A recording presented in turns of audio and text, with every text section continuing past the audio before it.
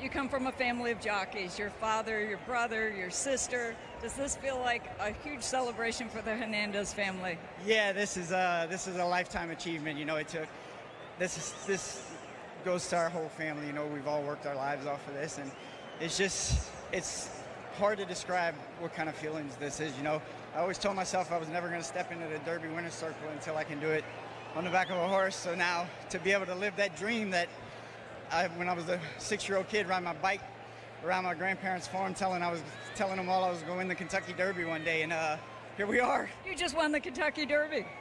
So Kenny McPeak said that you're one of the most underrated riders in America, but now the secret is out. A lot of times you ply your trade here in the valleys, not too many peaks oftentimes, so there's a lot of days that things don't go well. So what's this day feel like compared to all that? Was all the work worth it? It surely makes the last 20 years of getting up at 5 in the morning and finding horses to ride and people giving us opportunities to have it all come to fruition on a day like today and yesterday. It's hard to put into words, and it's going to probably take about a week for it to sit in before we actually realize, hey, we won the Kentucky Derby and Kentucky Oaks in the same year. Brian, you're about to walk into that winner's circle. Congratulations. Thank you, Donna.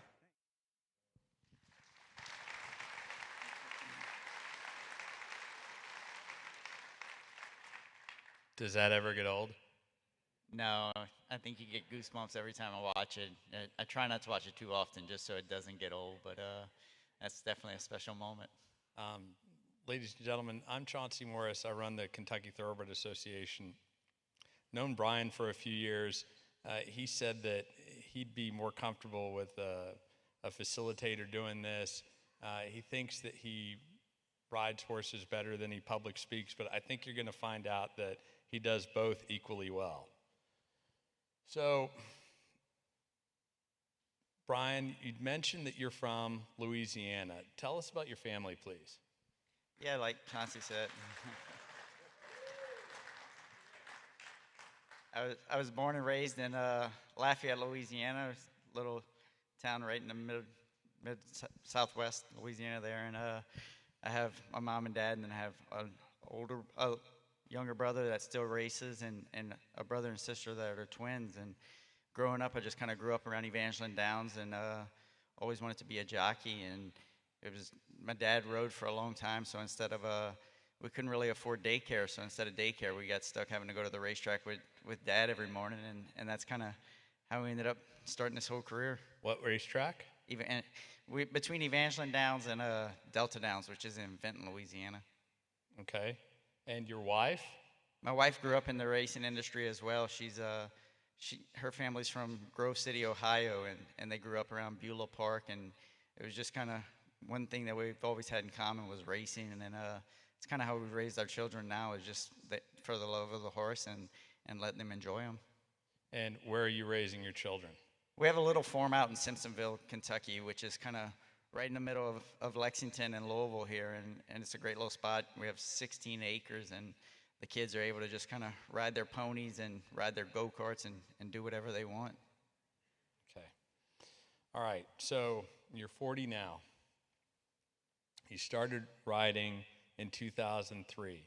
So if you look on Equibase, in 2003, you made 68 starts, earning $168,249. Why don't you tell everybody what a bug boy is? A bug rider is an apprentice. So when you first start riding races, you're allowed, in Louisiana, you only get a 5-pound weight advantage, which if a trainer decides to ride you, that means the horse gets to carry 5 pounds less, so it kind of gives them an incentive to ride a less experienced jockey. And at the time, that's kind of how I started, was with the weight allowances. But here in Kentucky, it's you can start with when you first start riding, you get 10 pounds off, so it's a little better incentive for trainers to start riding young riders. But you didn't start here? No, I didn't start here. I started there in Louisiana, and I think I won like 200 races down there, and then ended up moving here 2004 Derby week, and I was fortunate enough to win my very first race there at Churchill Downs Derby week. Okay, so in 2004, you made 1,398 starts, 243 wins, and those horses that you were riding had $4.4 million in earnings, earning you the Eclipse Award, Outstanding Apprentice Jockey. You're a guy in a hurry. Yeah, I was fortunate enough that I had an agent that at the time he represented Shane Sellers, which was a great jockey here in Kentucky, and he came up with a game plan of that year, because an Eclipse Award is considered like the MVP of apprentices at the end of the year. And the first part of January, he told us that if we worked really hard and put a lot of time and effort into it, we can win the Eclipse Award. And fortunately enough, in December of '04, we were presented with the Eclipse Award. Can you give the audience an idea of what racing was like in Kentucky in 2004? It was a completely different ballgame. You know, back in '04, Kentucky was always a place that I wanted to come, but for some reason, New York was the better racing, and everybody with the better horses all wanted to be in New York. And Kentucky at that time was still just a little kind of scrambled, because we had really good meets between between Churchill Downs and Keeneland. Those were the two premier meets, but all our other racetracks throughout the year, they would fall off pretty severely. So a lot of guys just wouldn't commit to being in Kentucky full time, whereas now we're in a completely different phase. We're going to talk about that in a second, but can you tell us about you? Jockeys obviously move around quite a bit. So tell us about your time in the Mid-Atlantic circuit. Yeah, I've been here in Kentucky. I bought a home here in Kentucky in 2005, and I kind of planned on making this my spring, summer, and fall base. But then in 2010, the racing here in Kentucky for the summertime wasn't very good. Nobody really wanted to go to Ellis Park because our purse structures weren't very well. So a lot of guys that were stable there at Churchill Downs, they decided that they were going to go to Delaware Park, which is in mid-Atlantic region. And I ended up following them there because we had like 10 trainers that just couldn't sustain it here in Kentucky to stick it out here. So we'd spent 2 summers there in Delaware. So we went from Louisiana in the wintertime, Kentucky in the spring, Delaware in the summer, and then back to Kentucky in the fall. And it was a lot of traveling. So I've been looking at a way to really talk about what the difference in Kentucky racing has been over the past few decades. We've been actually racing horses here in Kentucky for 200 years. You'd all know that the Derby started in 1875. We're going to talk a little bit more about, unpack those 8 riders that have had the Oaks and Derby double and how special that is. But there was one thing that struck me when the New York Racing Association in 2006, their franchise was up and they had hearings. You folks are all policymakers, you'll appreciate this. The then chairman of the Jockey Club was a gentleman named Alan Marzelli. And he made the following testimony off of 2004 numbers. He said, quote, "New York has always been a place where champions come to race. The race meets at Aqueduct, Belmont, Saratoga combined account for the highest quality of racing in the world. While these 3 tracks accounted for just 4% of the total races in the United States in 2004, they accounted for 11% of the total purses paid and 23% of total wagering. And of the 492 graded stakes in the United States that attracted the highest caliber of horses, 123, a staggering 25%, took place in New York," end quote. So we unpacked that, and off of 2025 numbers, this is what Commonwealth of Kentucky looks like. While our 5 racetracks accounted for just 6.8% of the total races in the United States in 2025, they accounted for 19.6% of the total purses paid and 17% of the total wagering. And of the 405 graded stakes in the United States that attracted the highest caliber of horses, 93, a staggering 23%, took place in Kentucky. What does it mean presently as a rider to be based in Kentucky and running here? It's changed everybody's way of thinking. I think, fortunately, thank you to all you guys for all the work you guys have all done to just get our purses the way they are. And you can see it just in like the numbers you just said. It makes a difference with our field sizes, and everybody's able to just kind of make a home base here in Kentucky, and it's made life easier for everybody involved in the industry, just because now instead of having to move 4 and 5 times a year, we can stay here. Most guys stay here year round on the Kentucky circuit, and some guys now, we're fortunate enough, we leave here in January, well, 1st of December, I'm sorry, and come back in March when it warms back up. And it's just made our racing better. It's made everyone's lives a whole lot better, and just better circumstances to raise a family and have the kids more stable, and it's just made everything better. In 2012, you won the Breeders' Cup Classic on Fort Larned. That was for Ian Wilkes, Kentucky horseman. He's native Australian. So that was your first Grade 1 win. It was also your 27th birthday. Since that span of time, we talked about this on the ride back from Ellis last night. Has horsemanship improved here in Kentucky, and why is that? Oh, definitely. It's just like anything in life. Anytime the product gets better, the competition gets better, your product's going to get better, and that's kind of what you're seeing here in Kentucky now. Back 6-7 years ago, when we'd go down to Ellis Park, we'd always have a lot of cheaper, lesser horses that would come in from other places. Whereas now we're in a situation where the racing here in Kentucky's gotten so strong and solid that you're just getting guys that are stabled around here in Kentucky. And if you're going to come into Kentucky now, you have to bring a horse that's going to be on his A game and at the top level. And Kentucky trainers also are our Kentucky-based jockeys are winning Grade 1 races outside of Kentucky as well at a faster clip. So before we get into the Oaks and the Derby, what's your week like? What's your week been like this week? Well, this week was a little different than an average week. I mean, Thursday morning I got up and I drove to Ellis Park, which is about 2 hours from my house in Simpsonville, and then Friday morning I got up and caught a flight to Albany, New York. I had a ride in Saratoga, and then came back yesterday morning, rode at Ellis, and then Chauncey, fortunately enough, he came and picked me up over there in Ellis and drove me back here to Lexington, which is about a 3.5-hour drive. And then right after I'm done today, I have to jump back on a plane, and we got to go back to Ellis Park and ride again. And that's a pretty average week. Most of the time in the summertime, we're kind of bouncing around throughout the country, riding stake races and kind of staying busy.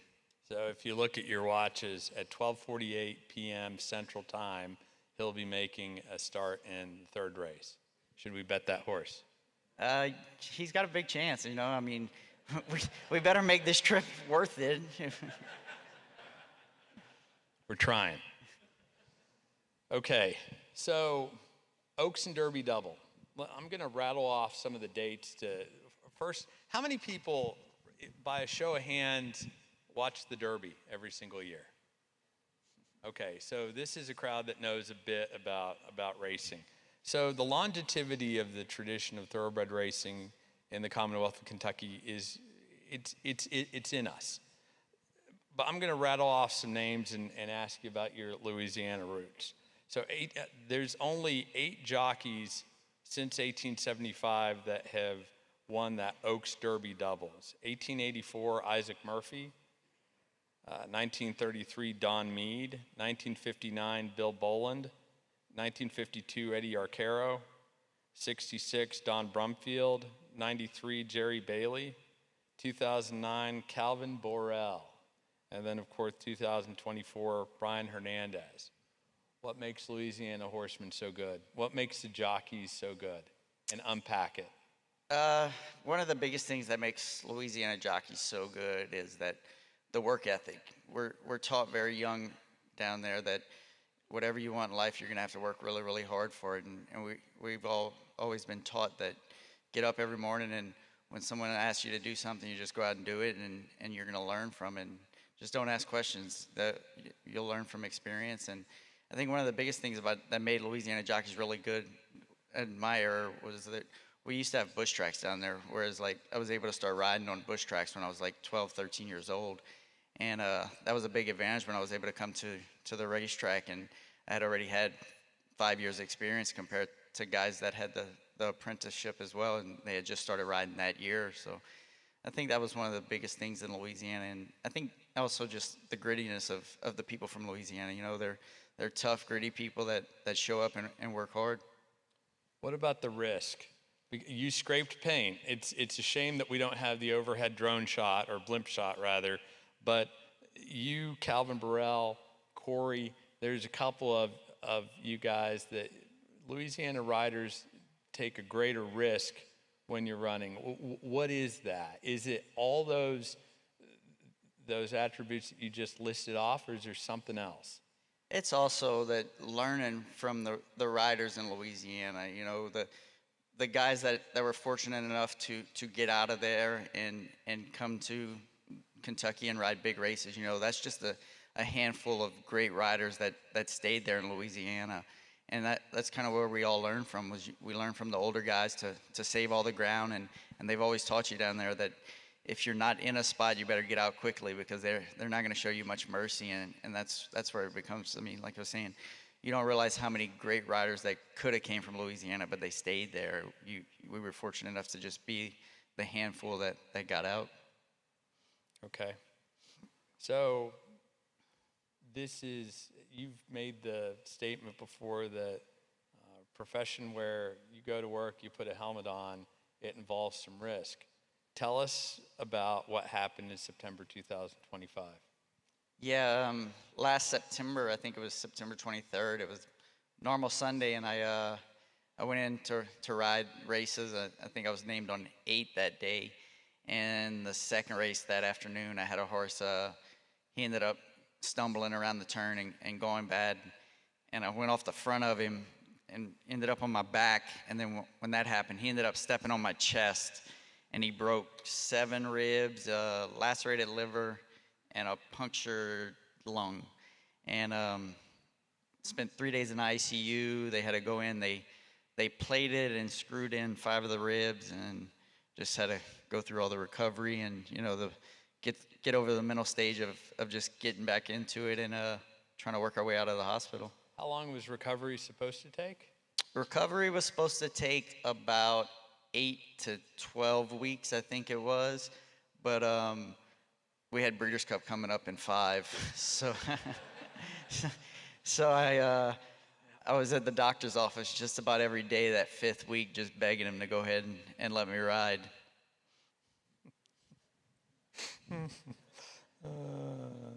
So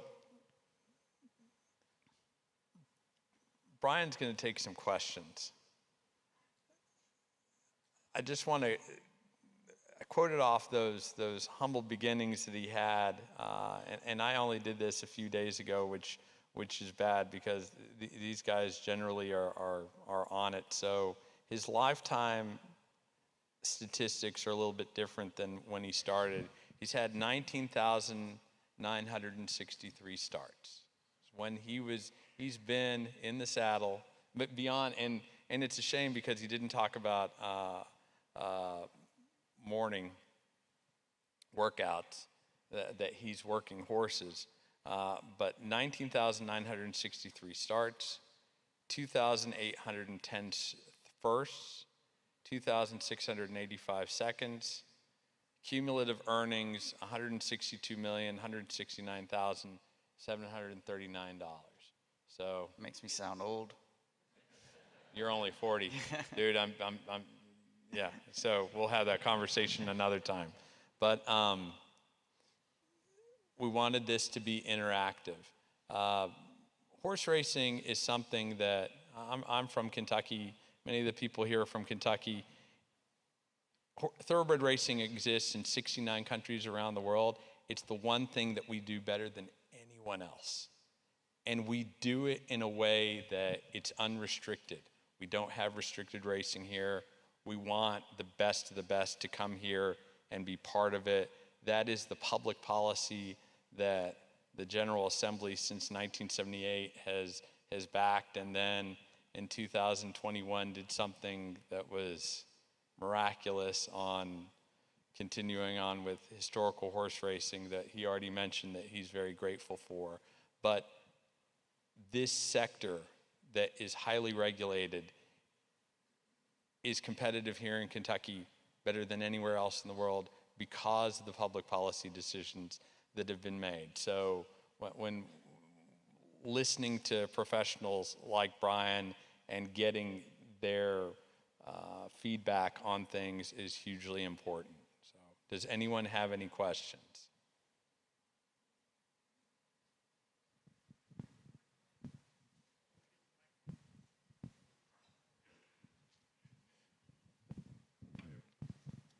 Mark Arata with National Electrical Manufacturers Association. Got to get that plug in. So I'm curious, so many horses over the decades, or at least many years, maybe I shouldn't say decades, right?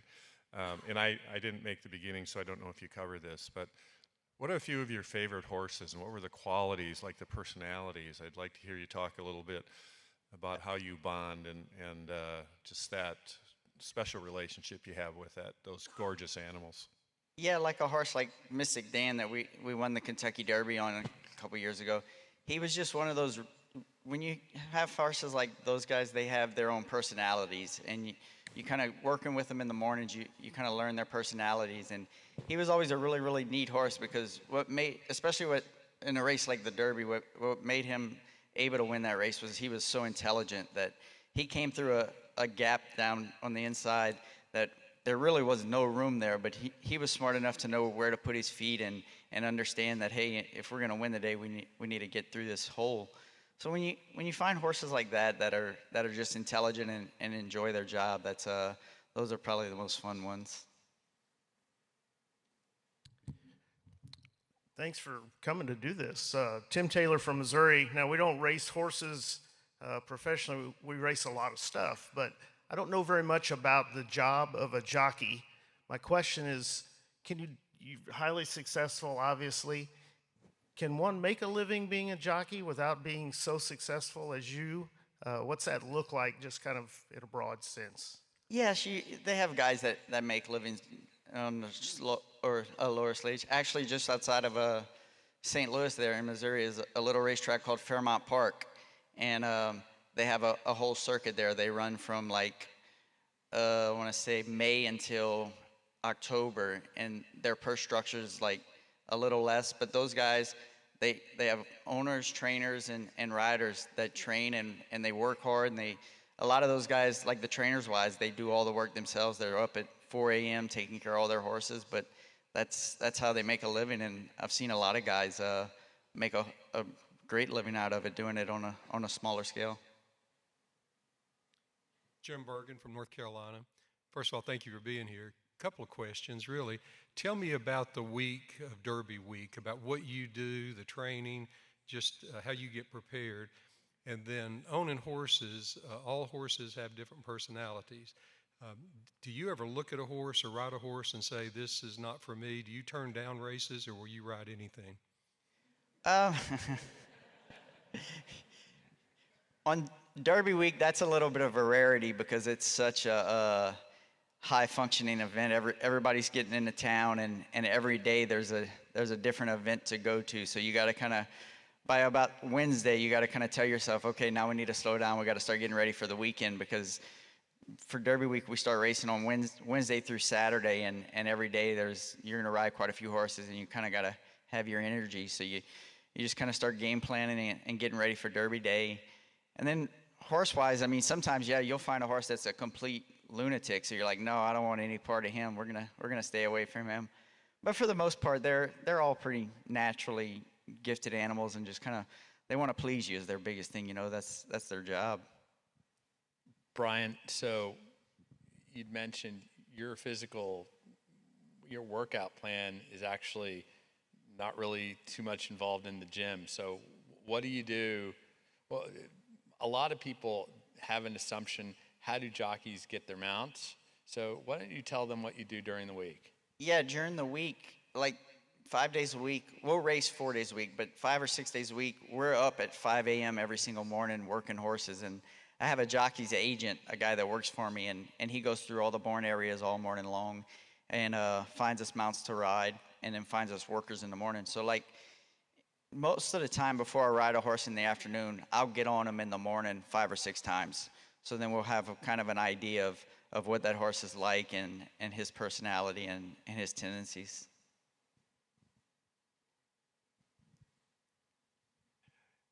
Brian, thank you for this wonderful presentation. I also thank you for winning the Derby by a nose that we now have. I'm Senator Mark Johnson from Arkansas, and we're thrilled to have the 150th Kentucky Derby trophy in Little Rock now. My friends, the Gassaways, who are my neighbors. But I've always, you mentioned Calvin Burrell and all that. Are all you Cajun jockeys, he was known as Calvin Bo Rail. He liked to take the rail. And I watched that replay and remembered how you were on the rail with Mystik Dan. Is that a Louisiana thing, or does the horse kind of dictate how you pick that spot? But it seems like I've always noticed there's certain jockeys that they get on the inside and they're not going to let anybody have it. Could you talk about that? Yeah, it's kind of a Louisiana thing, but then at the same time, it's more of a learning from Calvin thing as well. Fortunately enough, when I first moved here to Kentucky in 2004, in the jockeys room, I was in the same corner area as Calvin, so I kind of learned a lot of riding from him and kind of seen how good he was at coming up the fence. So I was like, hey, that guy can do it. Let's try it. And fortunately enough, I've ridden enough fast horses that were able to give him those trips. Covering less distance. Covering less distance. That's one thing they've taught us from early on when we first started riding, is you always want to save as much ground and always go left before you look to go right. And that's kind of that's always kind of been our mentality. So in that 20-horse field of the Derby, well, I mean, give the audience an idea of exactly what you're having to do. Well, and like pick your spot.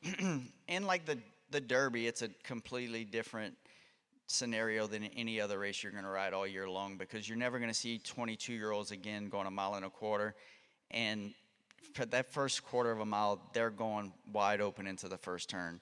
So you kind of have to know that you have to know as a rider which horses are going to stop quickly and which horses aren't, because by the time you're going to get to the middle of the backside, you're going to have horses that are stopping because they did a lot more than they're used to the first part of the race.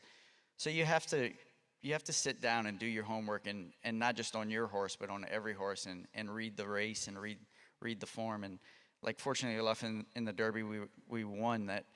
It was just one of those rarity, magical moments where I had a game plan going into the race, and for that day, it just worked perfectly. There was never a straw in the horse's path, and he was there for me. When we needed to get through a tight spot around the fourth turn, he shot through there, and that's what made the winning move. When he was able to shoot through there like he did, he got the jump on the deep closers. That's what it kind of shows that 150th Derby was always meant for Mystik Dan's name to be on it.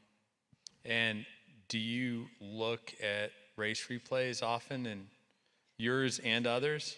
Yeah, every race I ride, I'll watch every horse I ride, and then a lot of times too, the biggest thing is when I watch replays of races, I want to watch all the other horses, because I want to see how they all break. Because if you watch a replay of a horse and watch their first couple jumps out of the gate, and then it'll give you an idea of where they're going to be the rest of the race. Hi, so I'm Delegate Jessica Anderson from Virginia, and I actually represent New Kent's Colonial Downs, which is affiliated with Churchill Downs. My question to you would be, as a legislator, what would you suggest for me to be supportive to have Colonial Downs, obviously you're not going to say as successful as Kentucky, but to really grow and be more successful in the locality and the region, to see it prosper and hopefully see some things like Kentucky seeing? The good thing is with Colonial as well, actually they're up on the major upswing now. The racing's gotten really good the last few years. Just a couple years ago, they were actually no racing there at all, and now it's back on the upswing. And I think the biggest thing is just they've done a better job of it the last couple of years now, is just getting the fans out, getting new fans to racing. You know, we need new faces to see racing and enjoy racing, because like everyone knows what the Derby is and the Triple Crown, but most of our fan base, they kind of tail off after those 6 weeks of racing. They don't really follow it anymore. You know, I think if we can just get more people to follow racing more on an everyday average, or even just once a month, just to kind of bring your family out to the races and enjoy it, I think you'll see a lot more young people enjoy it and get into it. Madam Delegate, if I may, we're a sport and business that's built on competition. So we like that. It's true. I think you all went to Keeneland yesterday. Kentucky is a net exporter of thoroughbred horses for breeding. So when everyone's doing well, we are also doing well. It's just something that we have to be very competitive on. So I'd asked you yesterday, is there something that, actually, why don't we hear from this gentleman? Go ahead. Hi, how are you today, Brian? Good to meet you. My name is Troy J. Broussard, so you know where I'm from, right? Okay, good. And I grew up right outside of Evangeline Downs, a little town called Arnaudville, Louisiana, so I know you're familiar with that, right? But now I'm a proud resident of Kentucky, representing AARP Kentucky, and my only quick question for you is, thank you for being here, and what is some advice that you might have mentioned it earlier, but what is some advice that you received from someone that really helped you in your career to have you where you are right now? What is some advice that you received that has really stayed with you each and every day as you get ready to ride in about 2 hours, okay? So thank you, and go with a G-E-A-U-X. Good work today, okay? Thank you. I think some of the best advice I ever got as a young kid was just always work hard and show up. You know, when I first started riding, there was this old trainer I was riding for, and you can ride the worst race in the world and he'd never get mad at you. But if you showed up to work in the mornings 5 minutes late, he'd take you off everything for 3 weeks. So it's just, that's one of the biggest models I learned, was just show up when you're supposed to be there and be there to do your job. Thank you. So when you're a jockey, I imagine you have to make a lot of split-second decisions when you're out there. What else are you good at? Like, what else does that skill translate to? Not a whole lot, no. I try playing golf every once in a while, but that doesn't help a whole lot. And for the most part, it's just kind of a 365-day job a year. So you kind of always focusing on this and kind of spending time with the family. You want to talk about what you just bought your son? Oh yeah, we just bought him an electric go-kart, and he's been doing donuts and popping wheelies over the curb the last few days, so we might have to get him a helmet next. And how old is he? He's 9. So at 8, he was driving the Kubota around the farm. Yeah, he learned to drive the Kubota around the farm at 8, and the one afternoon he drove the Kubota, and he broke out the back window, and then his mom came out and she was asking who broke it out. He wouldn't fess up. He was trying to push it off on me, and I wasn't home that day, so he ended up having to take the heat. I'll answer this as someone that he's good at a lot, but racing can be all-encompassing, and just as he mentioned, he doesn't really hit the gym or weights or anything. He's doing his job all the time, or he's fixing stuff at the farm, and that's what keeps him fit and agile. Anyone else? Yes, ma'am. Yeah, hi. Kim Dolan from here in Kentucky. Thank you for being here. I'm an avid racing fan, so when I bet based on jockeys, I do bet on you a lot, so my Twin Spires account thanks you. I work in the higher education space, and I'm at an agency here in Kentucky. We do a lot of work with middle school and high school students on career exploration, and so I'm just curious from your perspective, what sort of advice do you have for students who are considering getting into the racing industry, and what sort of possibilities are there for students who may be looking at that career path, and advice that you would have for them? I know college-wise they have the programs at UL, and then do they have one at UK? An equine? There's an equine program, and the community and technical college system also has the North American Riding Academy that's gone through iterations. And then, like, if you're still in high school and that and you want to get into the horse industry, I think the biggest thing is contact one of these farms or one of the trainers that has a farm and just learn from the ground up. It's kind of the best way to get into the industry is if you go to one of these farms, show up every morning at 5 a.m. and just learn from the guys that are working there. And if you're just there every day and just hanging around and working, you're gonna learn a lot. You're gonna learn the ropes of the game. It's more of a hands-on learning situation than you will learning in a classroom, I think, with dealing with racehorses. Good morning. Thank you so much for sharing some of your life with us. This is fascinating to me. And I have Jeremy Faison from Tennessee, and I have a question that might be controversial, and I understand if you don't want to answer, but I'm dying to know. Churchill Downs or Kingland? Oh, that's a heater. I'm gonna go ahead and let that one go. I'm not gonna answer that one right at the moment. He's smart. Anyone else? Yes, ma'am. 1 minute. I'm a rep from Louisiana, Barbara Freiberg, and I wanted to say on behalf of the 12 of us are here that we're so proud of you, and we're proud that you're from Louisiana and you've represented us so well. What do you miss most about your home state?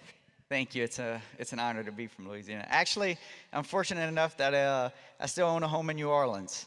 So we spend the winters down there. I go down there from the 1st of December till into March. But I think the biggest thing I miss about Louisiana right now, especially in the Lafayette area, is the bald crabs. Okay. Oh, there's one more. Yes, ma'am. Yeah, my name is Katie Goldie. I'm from the University of Kentucky College of Health Sciences. So I actually have a lot of colleagues who are athletic trainers who specialize in working with jockeys. And I was just wondering, from your perspective, what kind of specialized healthcare supports do you look for as a jockey, or do your colleagues look for when looking to find a place to stay in? A lot of guys use a lot of stretching and massage and chiropractors and stuff. And one thing I've learned that I've used a lot that I've found that works is I have a MagnaWave machine, the PMF machines, and those have helped a lot with just recovery and the physical labor of riding every day. One more, and this will be the last question. Haley Davis from Virginia. In your career as a jockey, I'm curious if you've seen any changes to the thoroughbred breed, if breeders are selecting for different traits now in the 2020s versus the early 2000s. I mean, that's more of a question you'd have to ask a breeder than a rider. I mean, as rider-wise, things change each year, and different rules and regulations change each year, and it's kind of more, like I was saying, that's more of like you'd have to ask a guy that breeds them and understands the conformation of them. Okay, I think we're done. So thank you, Brian. Thanks, everyone. Thank you guys for having me.